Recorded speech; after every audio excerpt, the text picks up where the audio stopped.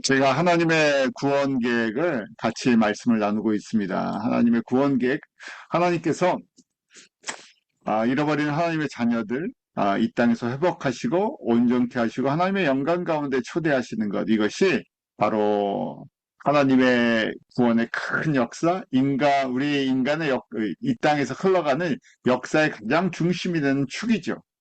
아, 그 시작이 바로 저희가 아는 것처럼 아담과 하와의 인간의 타락에서부터 시작되는데, 이 모든 과정 속에서 우리 창세기부터 어, 요한계시록 마지막까지 바로 이 예수 그리스도를 통해서 하나님의 자녀들이 생명을 얻고 구원을 얻고 하나님의 영광에 참여하는 이 큰 그림을 이미 준비하시고 이것을 진행하고 계시다는 것이죠. 그 진행하시는 분이 바로 예수님이시고, 이 모든 것 속에 예수 그리스도의 예표가 흘러간다고 말씀을 드렸어요. 그래서 성경을 보는 이 큰 눈이죠.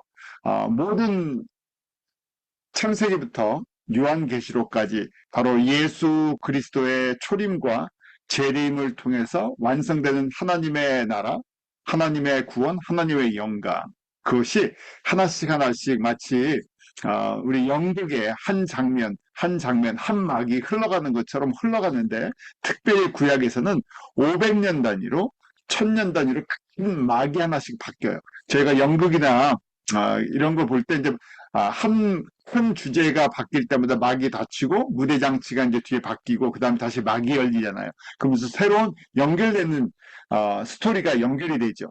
마찬가지예요.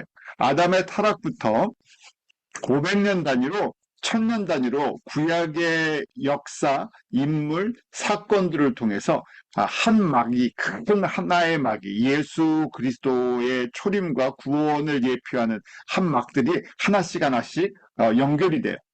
그래서 저희가 조각조각 알고 있었던 성경의 내용들이 이렇게 크게 하나님의 구원 계획이라는 큰 연극 무대라고 생각하시고, 500년 단위로 이 주인공 하나를 세우셔서 이 스토리를 갖다가 연결시켜 나가시죠. 그래서 한 막 한 막 진행될 때마다 예수님이 누구시고 또 어떻게 하나님의 백성을 구원하시고 회복하실지, 그 과정들이 한 막 한 막 지날 때마다 이제 선명해지죠.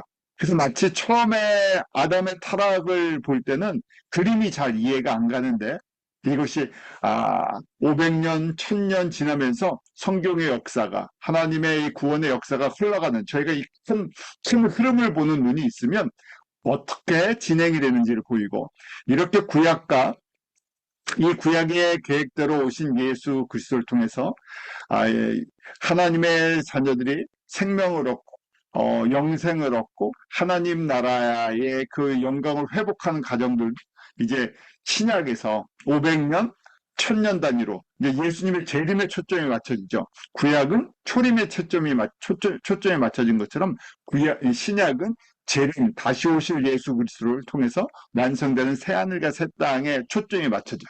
그래서 저희가 거기에 초점을 맞춰서 성경을 보고 역사를 보고 내 개인의 삶에 적용하는 훈련들을 하는 겁니다. 지난주에 아담의 타락 과정들을 저희가 보았었어요. 특별히 사단 옛뱀이 옛 용이 마귀가 뱀을 통해서 여자를 먼저 유혹하고, 그리고 아담까지 넘어지게 하는 장면들을 보았었죠.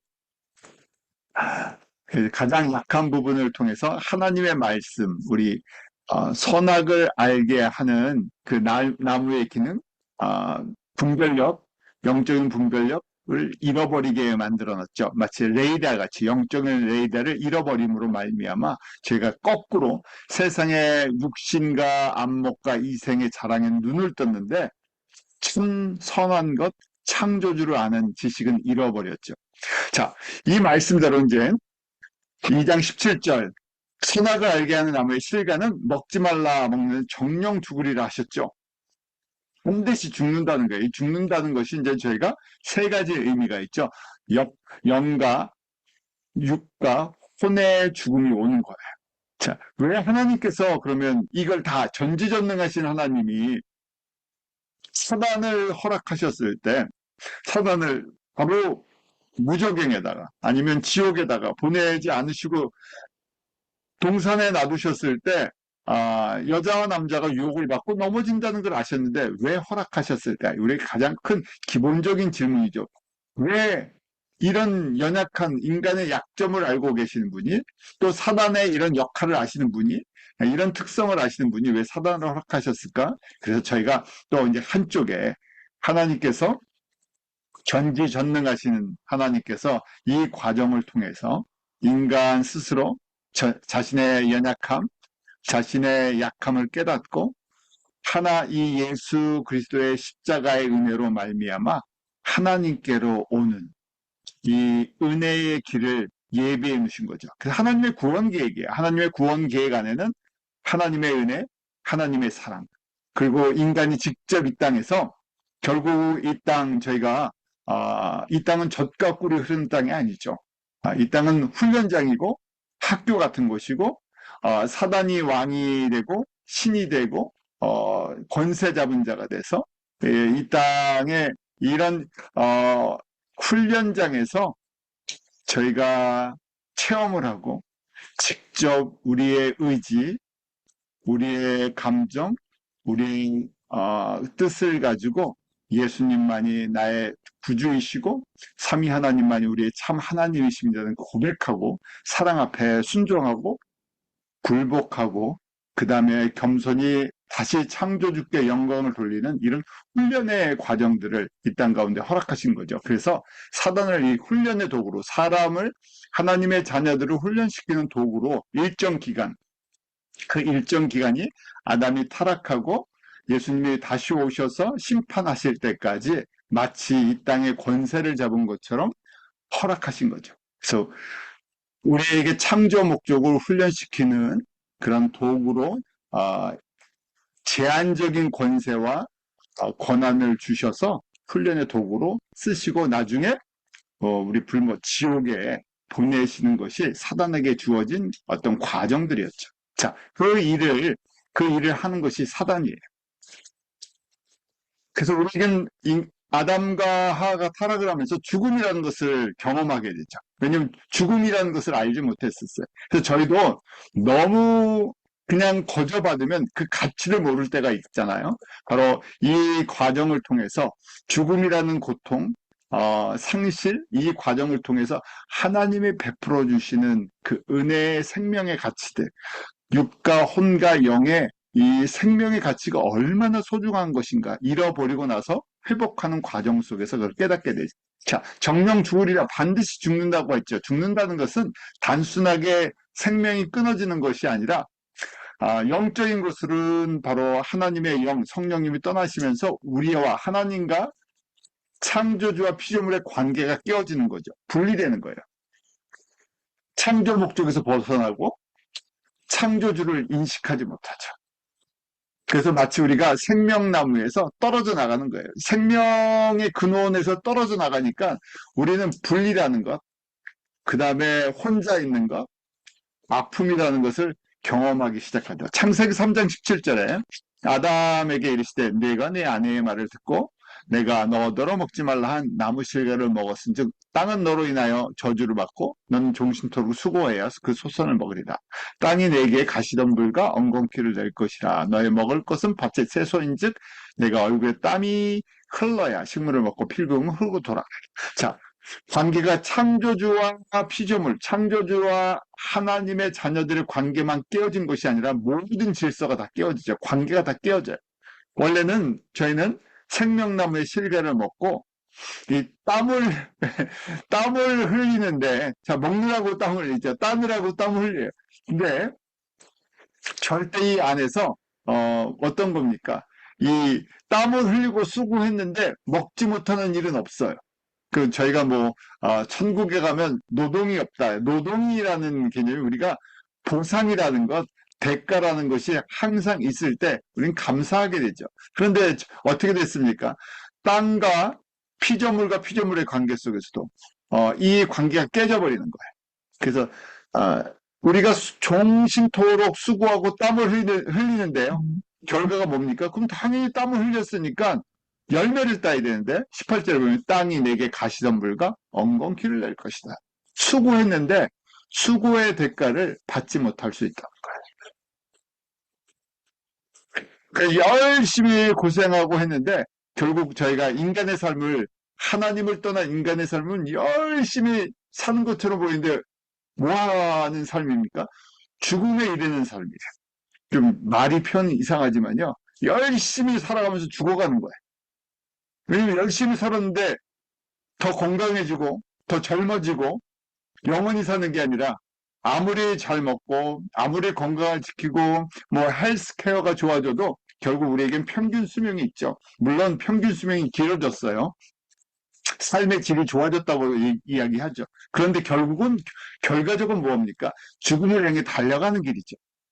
우리가 이 비관적으로 생각하면 열심히 땀 흘리고 사는데 죽음을 향해서 달려가는, 그래서 땅이 내게 가시덤불과 엉겅퀴를 내는 이런 관계가 되어버렸어요. 그 사람의 관계도 그렇고 사람과 사람의, 자연과 사람의 관계도 그렇고 서로 보호해주고 같이 사는 것이 아니라 결국은 서로를 어, 서로들에게 이런 배신감과 피해와 죽음 관계가 끊어지는 이 모든 것이 결국, 그래서 우리가 육신이 흙으로 왔기 때문에 흙으로 돌아가는 과정이 있을 거라고 말씀하셨죠. 자, 육, 혼, 자연 환경에 미치는 걸 보죠. 육은요, 흙으로 와서 흙으로 돌아가요. 그리고 그 과정 동안에 그것이 80년이 되든 100년이 되든 육의 양식으로 해서 종실토록 평생토록 수고를 해야 돼요. 또 혼은 어떻습니까? 혼은 우리가 하나님의 성품을 잃어버렸어요. 왜냐하면 성령님이 떠나면서 우리 안에는 하나님을 닮은, 하나님을 아는 지식, 하나님을 닮은 그 감정이나 의지들이 사라지고 마귀의 성품으로 바뀌어버렸죠. 주인을 따라서.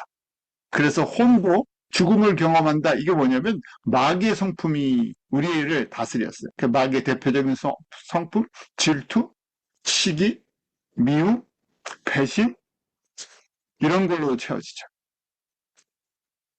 그래서 땅의 결국은 모든 창조 질서가 가장 중심이 되는 것이 사람이었어요. 왜냐하면 모든 피조 세계를 다스려서 하나님께 영광을 돌리게 하는, 마치 오케스트라의 컨덕터, 지휘자 같은 역할을 사람에게 맡기셨죠.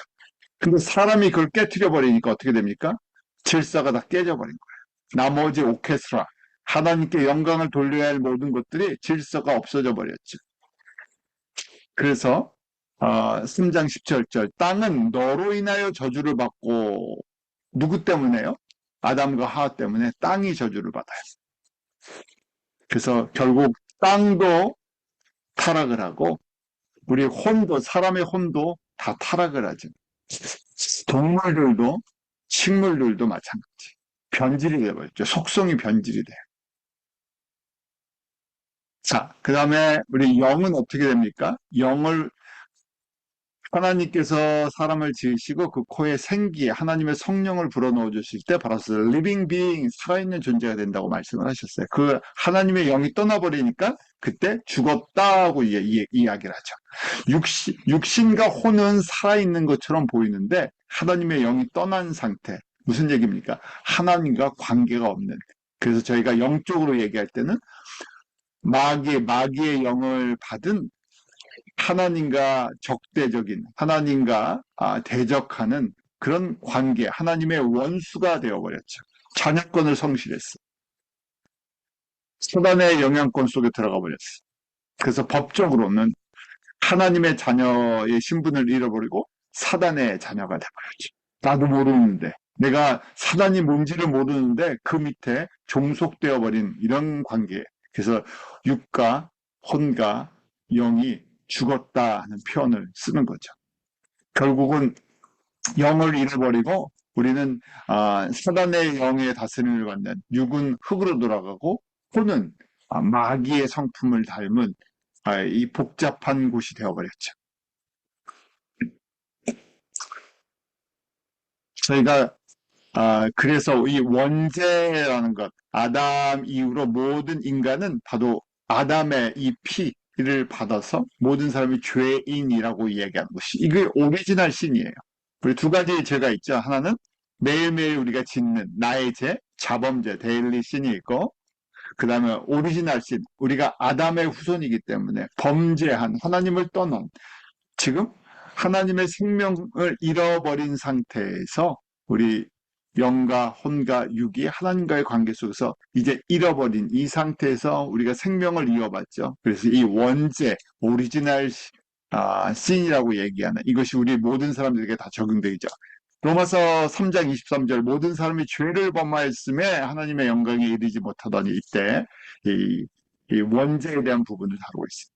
사람들이 예수님을 소개하고 전도할 때, 내가 무슨 죄를 졌다고 나는 참 선하게 살았습니다. 또 어떤 사람은, 저 사람은 정말 법 없어도 참 착하고, 깨끗하고, 선하게 사는 사람입니다. 그런데 회개할 게 뭐가 있습니까? 하는 거죠. 그것은 인간관계 속에서, 인간 사회 속에서 하는 사회법을 얘기하는 거고, 하나님과의 창조주와 피조물, 창조주를 모르는 것 자체가 죄죠. 그 시작이 바로 원죄라는 거예요. 창조주를 잃어버린 것, 우리가 창조주를 인식하지 못하는 것, 하나님의 영이 떠난 것, 그것이 바로 계속해서 아담 이후에 우리에게 내려오는, 그래서 모든 사람이 죄를 범하였다. 창조주를 모르고 창조 목적에서 벗어났다. 우리 하말티아라고 쓰죠. 이때 죄를요. 하말티아 목적, 이 타겟에서 벗어났다는 거예요. 창조주와 창조 목적에서 벗어나 버린 것. 그것을 저희가 또 원죄라고 얘기하죠. 자범죄는 매일매일 사실은 하나님의 율법의 기준에 자범죄 안 짓는 사람이 없죠. 결국 다 죄인이에요. 왜냐하면 우리가 사는 이 사회법에서는 우리가 할 이야기가 있지만 하나님의 법, 그래서 모세를 통해서 주신 율법, 또 그것을 해석한 여러 가지 법들, 그거 갖고도 바리새인들은 우리는 의롭다고 이야기했지만 예수님께서 우리 마태복음 5장, 6장, 7장을 통해서 하나님의 기준이 무엇인지 하나님 나라의 법의 기준이 무엇인지를 가르쳐줬죠. 우리는 도저히 하나님의 수준에 이를 수 없는 그런 죄인이라는 걸 깨닫게 해주셨어요. 자, 죄의 결과들이 찾아왔죠.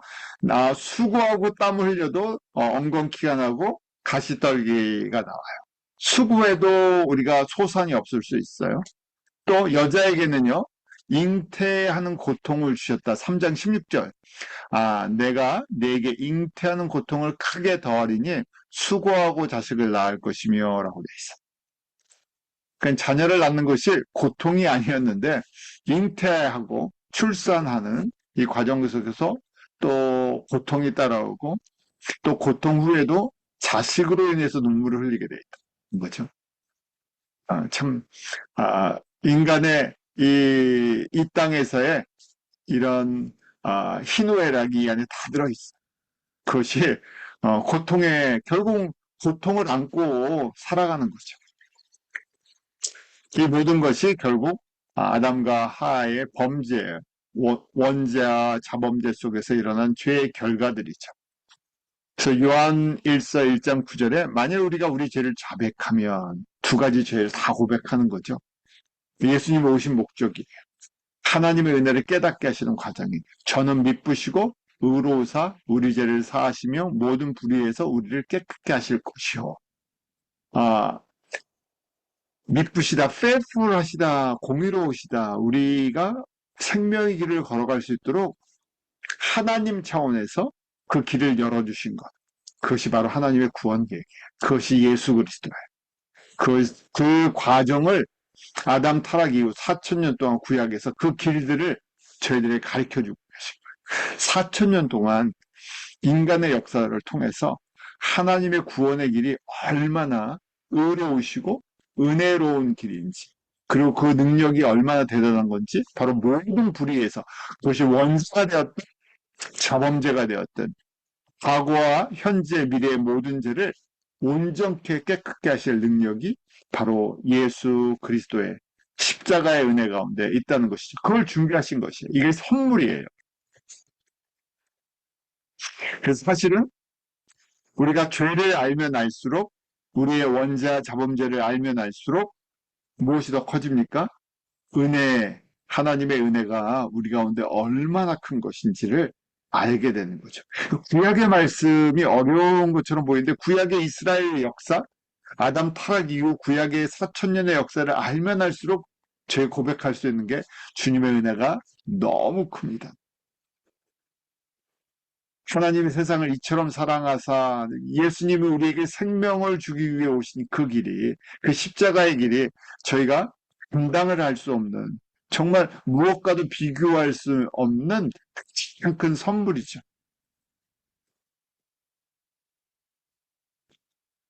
자, 하나님의 진노의 결과, 하나님이 진노하셨다고 되어 있죠. 그러니까 인간 사이에 이 관계가 끊어진 거예요.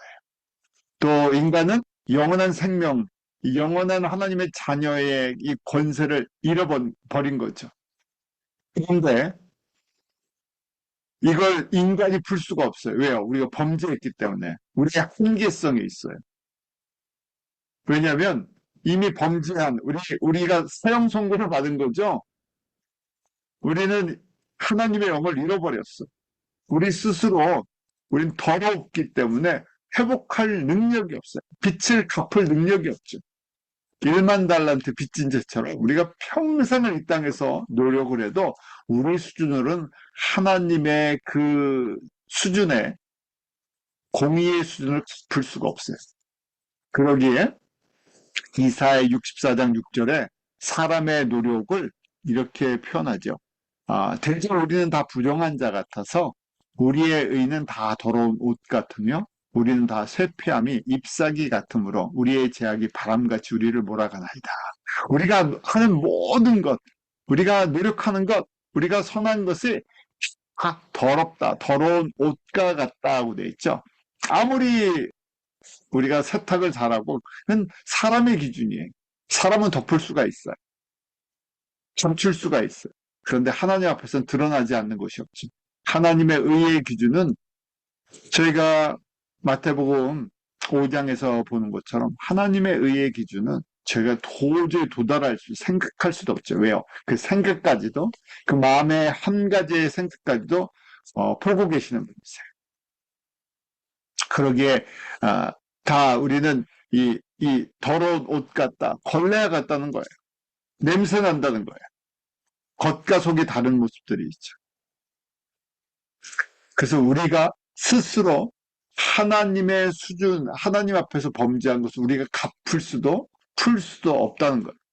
그 한계성을 느끼게 하시죠. 깨닫게 하시죠. 그 다음에 모든 사람이 죄인이라는 것을, 내가 죄인이라는 것을 깨닫고 고백하게 하세요. 이게 이제 회개에 들어가는 거죠. 기록된 바 의인은 없나니 하나도 없으며 깨닫는 자도 없고 하나님을 찾는 자도 없고 스스로 하나님을 찾을 수도 스스로 하나님을 알 수도 없어.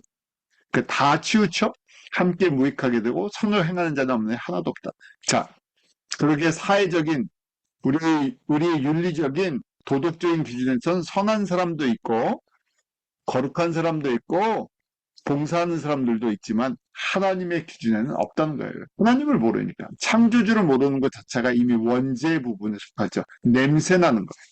하나님이 보시기엔 다 냄새나는, 결국 죽음을 향해 달려가는 사람들의 모습들이죠.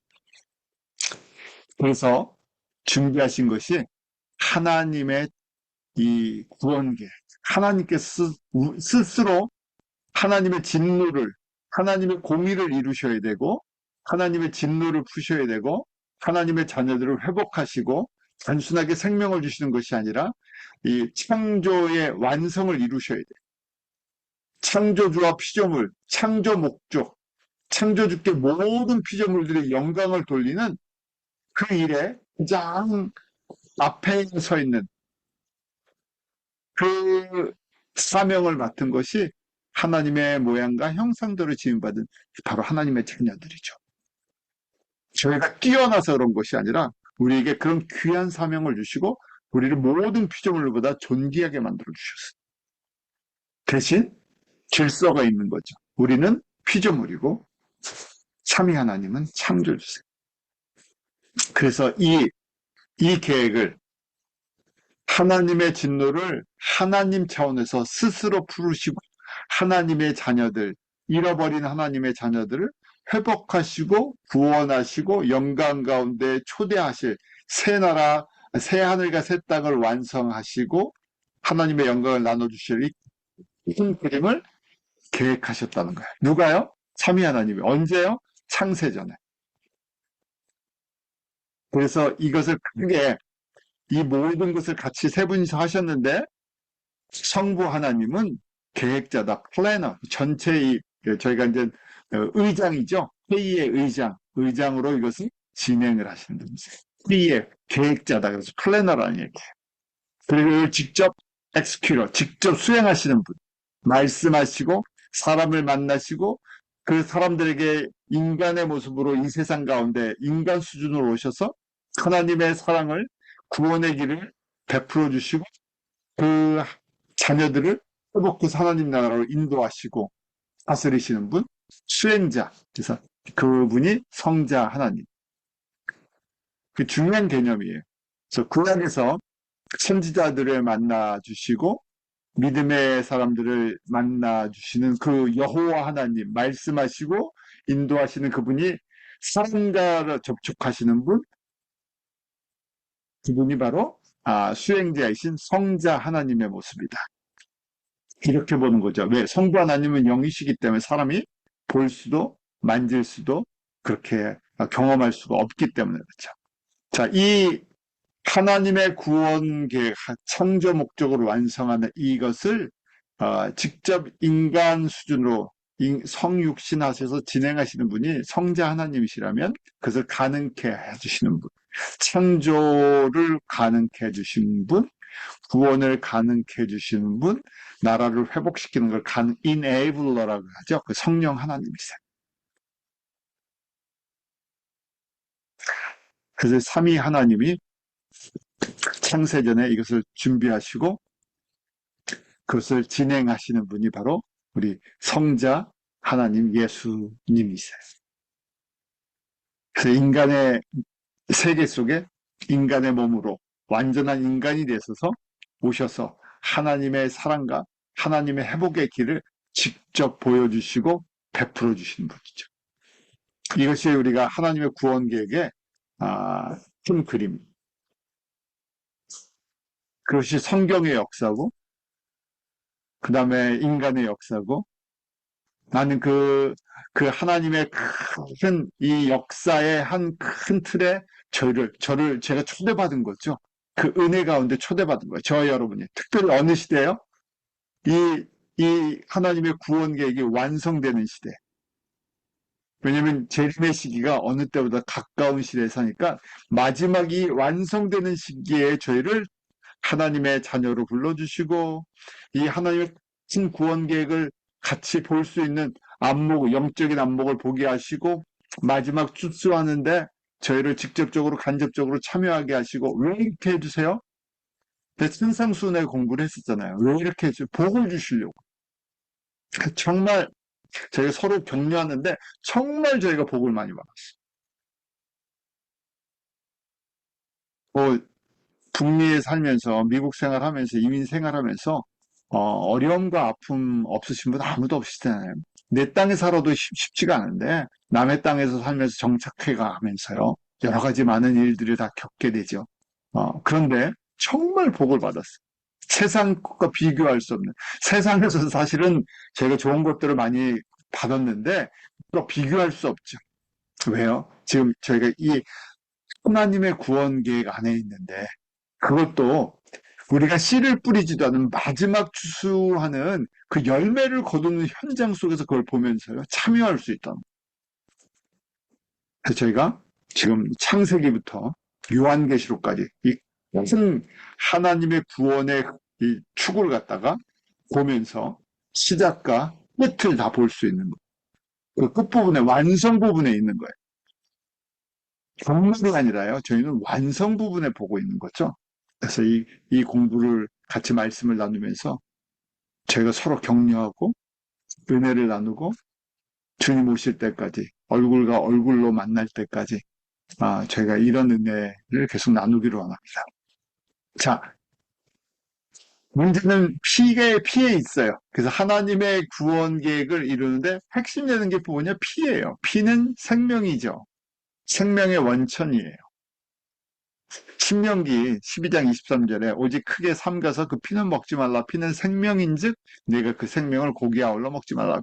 피가 생명이랑 연결되는 걸 구약의 율법 통해서 가르쳐 주시고 또 사실은 목축을 하고 했기 때문에 동물과 동물과 피가 어떤 연결이 있는 건지 잘 알게 하셨죠. 그래서 피는 생명의 원천인데 가장 중요한 라이프 소스예요. 그래서 산소를 운반하죠. 인간에게 적용하면요, 영양소를 전달하고 산소를 전달해요. 그래서 피가 온전하냐, 잘 흘러가느냐, 피를 너무 많이 잃어버리면 저희가 죽잖아요. 다른 것이 아니라 피를 잃어버리면 죽어요. 그 피는 그 성분이 물이 80%죠. 또 피는 산소와 영양소만 전달하는 것이 아니라 우리 안에 있는 병균을, 백혈구 또 이런 통해서 병균을 죽이는 역할을 해요. 그래서 우리 이제 정리를 해보면 피는 생명의 근원, source of life, 육체의 생명의 피에 있다 하는 것처럼 피는 생명을 상징해 주는 거예요. 또 피는 무슨 능력이 있나? 구약에서 우리에게 보여주시는 것, 속죄하는 능력이 있다는 걸 보여주세요. 그래서 제사법을 가르쳐 주시죠. 너희가 하나의 배에 범죄했는데 동물의 피의 제사를 통해서 피가 죄를 씻는 속죄의 능력이 피 가운데 있다는 것을 가르쳐 주세요. 왜요? 예수님의 피로 우리를 씻어 주셔야 하기 때문에.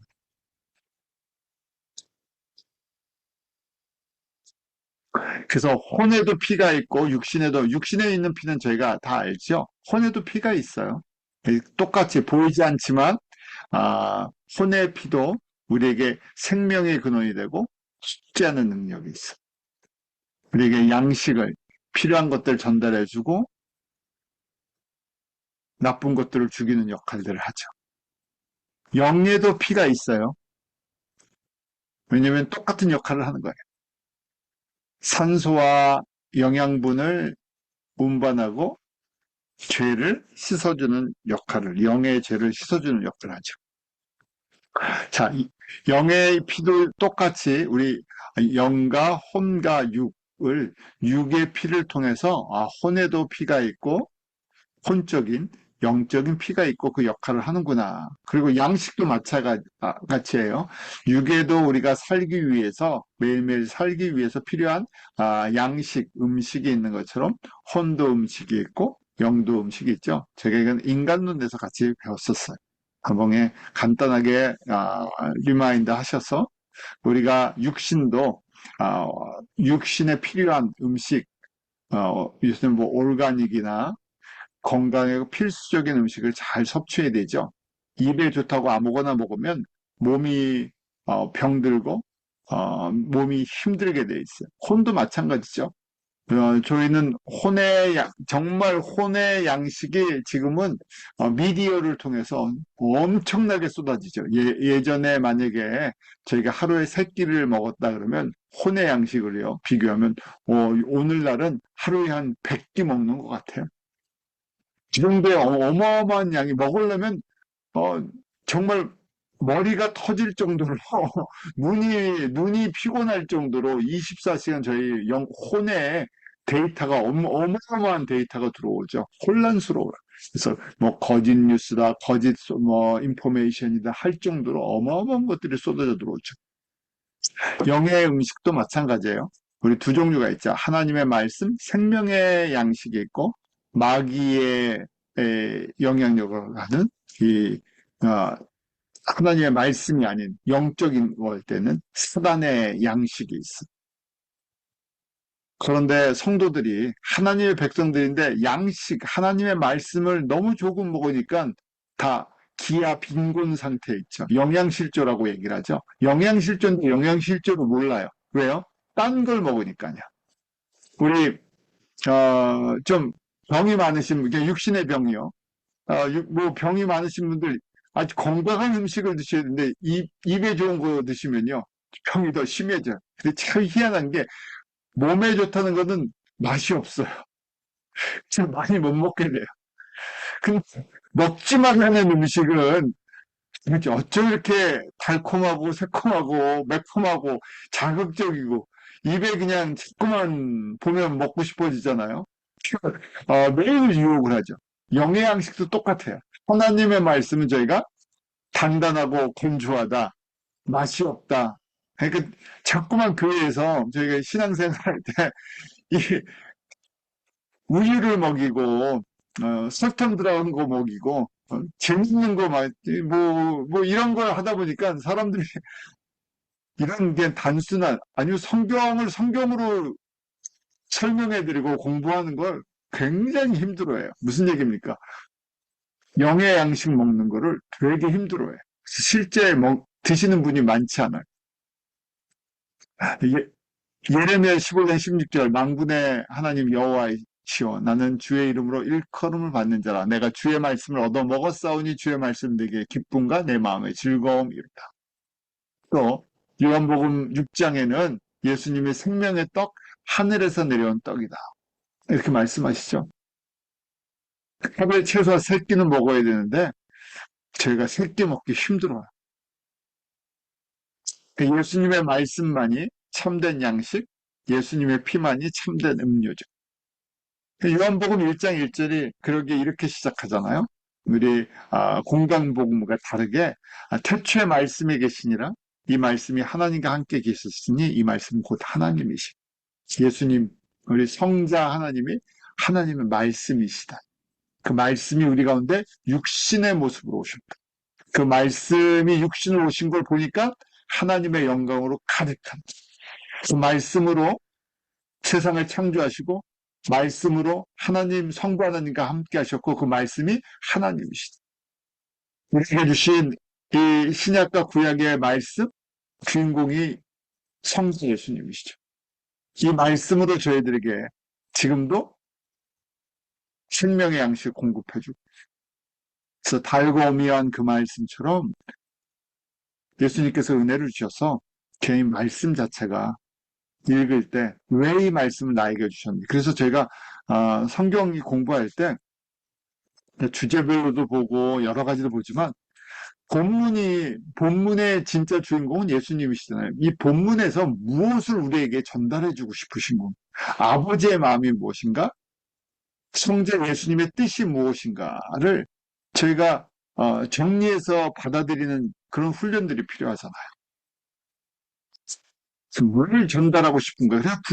이 전체 성경이 하나님의 구원 계획, 하나님의 창조 목적, 이걸 우리에게 전달하고 싶으셔서 창세기부터 요한계시록까지 기록하셨다는 큰 그림 속에서 저희가 보아나가는 거죠. 저희 이렇게 예수님의 말씀을 체계적으로 정리해서 먹을 때 우리 안에 뭐가 흘러간다고요? 말씀이 흘러가서 생명이 흘러가요. 예수님의 피가 흘러가요. 그래서 힘을 얻어요. 믿음이 자래요. 소화가 돼요.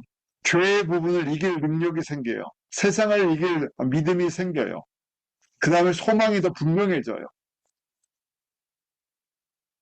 그런데 이런 게 안 되니까 딴 걸 의지하게 돼서 어쩔 수 없이 우상들을 사람들이 점점 같이 섬기는 거죠.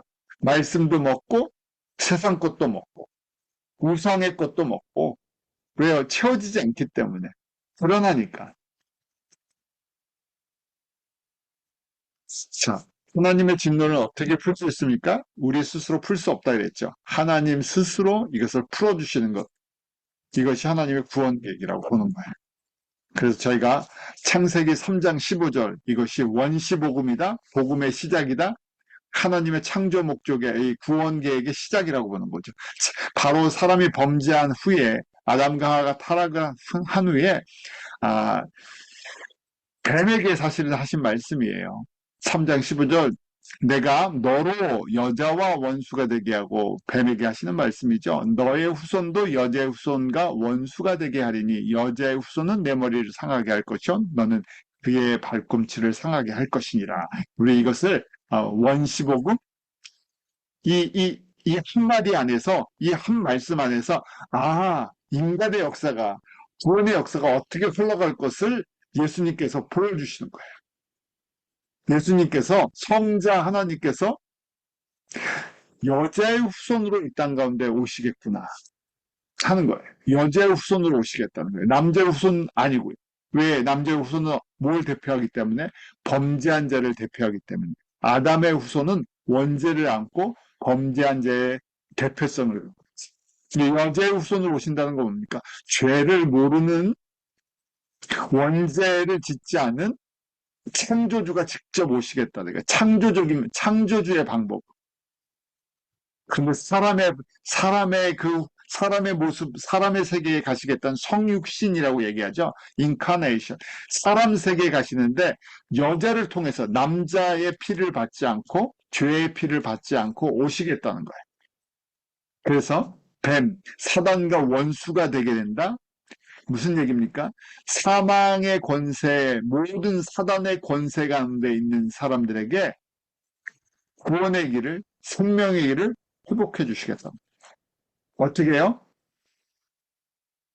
내 머리를, 여자의 후손은 내 머리를 상하게 할 것이다. 죽음의 권세를 깨뜨려 버리신다는 거죠. 사망의 권세를 깨뜨려 버리세요. 대신 너는 그 뱀이죠. 뱀의 후손, 사단은 어떻게 합니까? 그의 여자의 후손으로 오시는 예수 그리스도의 발꿈치를 상하게 하고, 부끄럽게 하고, 아픔을 겪게 하고, 상하게 하고, 고통받게 하고, 그래서 십자가의 그 죽음의 길을 겪게 하죠. 그때 부활의 능력으로 바로 사망의 권세를 꺼뜨리시고 부활의 능력을 우리에게 베풀어 주시는 이 큰 그림을 창세기 3장 15절에 이 한 절로 보여주시는 거예요. 앞으로 세상의 역사는 이렇게 흘러갈 것이다. 하나님의 나라는 이렇게 회복될 것이다. 그러니까 저희가 이걸 3장 15절을 보면서 여기서 예수 그리스도의 십자가의 피의 냄새를 맡는 것, 이것이 구원의 시작이에요. 그런데